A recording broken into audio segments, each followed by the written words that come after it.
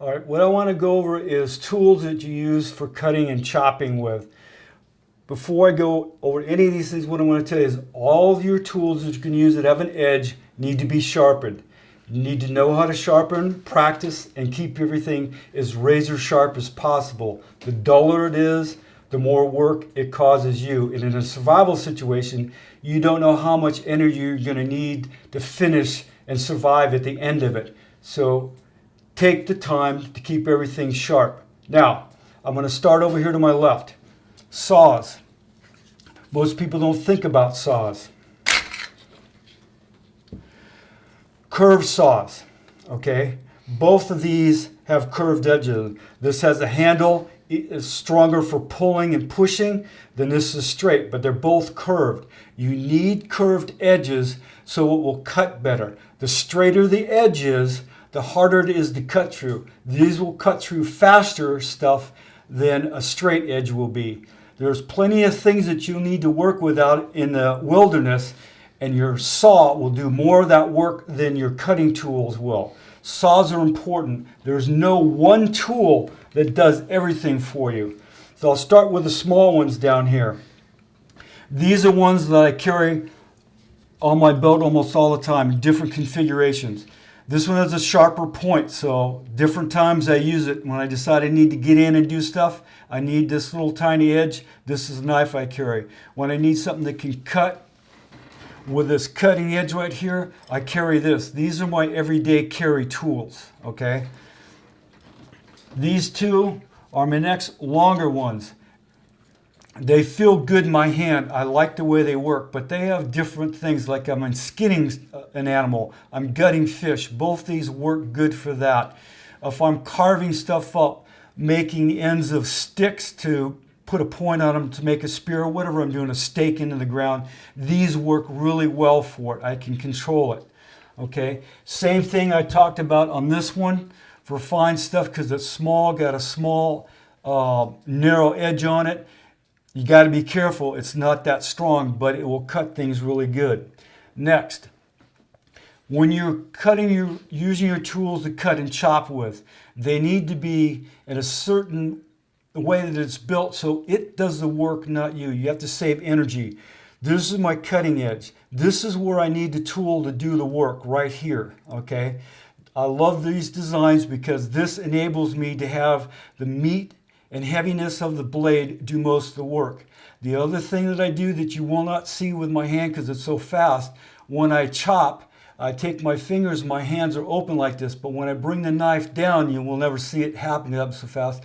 I close my fingers. It gives it extra energy when I'm chopping. This is another design. I love this. This chops really well. I can't stab things good with it to defend myself like in an animal, like I can with these type of blades on it, but it's really good for chopping. You can chop all kinds of stuff real quick, get branches out of the way, chop stuff up for firewood. You can also split with this. I don't carry anything of the larger blades under 10 inches so that I can actually use a piece of wood and split wood with it faster and easier than I can with one of these hatchets, not an axe. All right, here's another version. These Hansu ones, and this has got a pointed edge. It's got the same thickness down here. When I use it, it does most of the work. Okay, this is a heavy duty one here, real heavy duty. This thing is really strong and heavy. So to carry this and do this, I would probably carry a lighter hatchet similar to this, because this is going to do most of my cutting and chopping. To cut down on my weight, I would probably carry a smaller hatchet like this with it. The steel goes all the way down, a full shaft on it, so that I can pound with it. You can't pound with a knife, but you can with a hatchet. In the United States, we're one of the countries that developed the knife and the hatchet. Most countries have multiple knives, but they don't really pound. The United States is a little different. There's a utility tool that I use. There's many types that I have. This is one of my favorites. Push button loads by SOG. The main thing I use is the pliers. The other thing is not the blade. I don't use a blade. I use the file.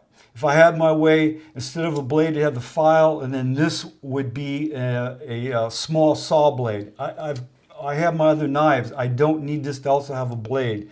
To me, it's useless in my opinion.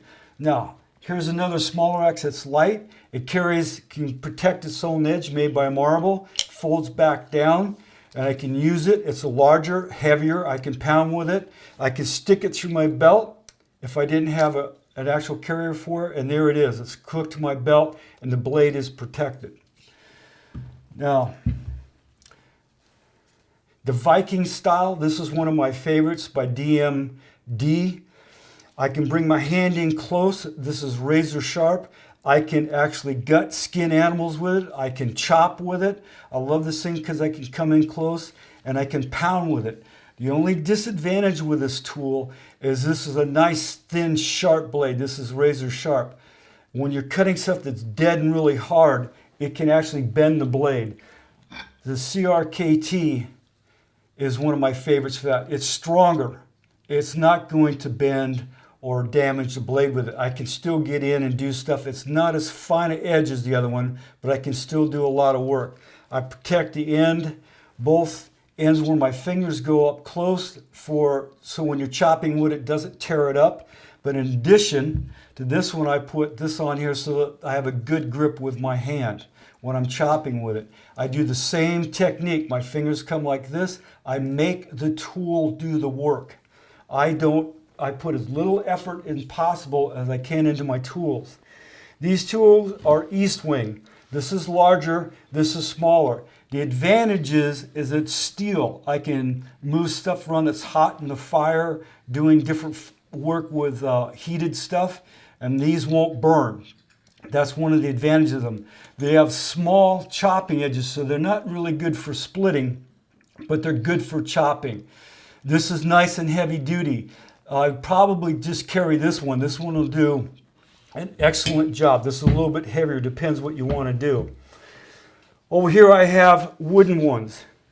My father was a believer in the wooden hatchets and axes because you could always rebuild the handle if it broke. If you'll notice on here, I have screws put in the sides so that it doesn't move in here. So this is nice and solid. Has a good small balance. This one and this one I can chop with and do small work with it. Not as good as I can with those Viking axes, but I can still work with it. And I can chop with it, and it's small enough it can go into my rucksack and I can actually carry it.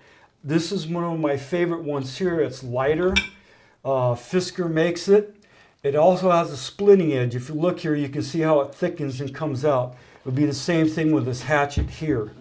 These two are chopping, but they're also made for splitting. If you'll notice, you'll fall. I'm going to turn it towards the camera so they can see it. See the wedge shape on these two? This enables you to be able to split wood. They're fantastic for splitting, where the other ones are good for chopping, but not good for splitting. These are razor sharp, and they'll cut, chop, and split. So every tool is designed for a different purpose. What you have to figure out, like anything else I talk about, is what do I know how to use? What's the environment I'm going to use it for? And then pick your tools. Not one tool does everything here. There's multiple tools because there's multiple uses that they have. So fit the tools for what you want to do. Saws are always, you should have saws. You should always have some type of utility tool. should always have some type of small knife, and then you need a larger knife, no smaller than 10 inches on you, because you can do a lot of work with it. Then your hatchets or your axes, fit those for your need. These two are the two that goes on my belt with my pistol when I'm in the woods. These are the two that I carry right here. I can do a ton of my work with it, but if something calls for something different, I'll call on another blade or another type of hatchet to fit that need. I don't make it fit what I need it to do. I take the tools that fit the job I want to do. You've got to remember that. In a survival situation, what you have to do is conserve your energy. If you overwork yourself with your tools, you're not going to have the energy to survive when you need it down the road. Now, I've covered these cutting edges for you. There's more detail you can go into if you come to schools and go to them that I'm not going to cover here. So if you have any comments at the bottom of this, you can call in your comments, and I'll be happy to answer for you. I thank you very much.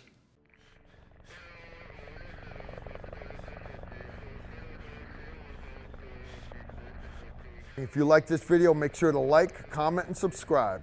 Also, make sure you follow us on Facebook, Instagram, and Twitter so you don't miss out on anything.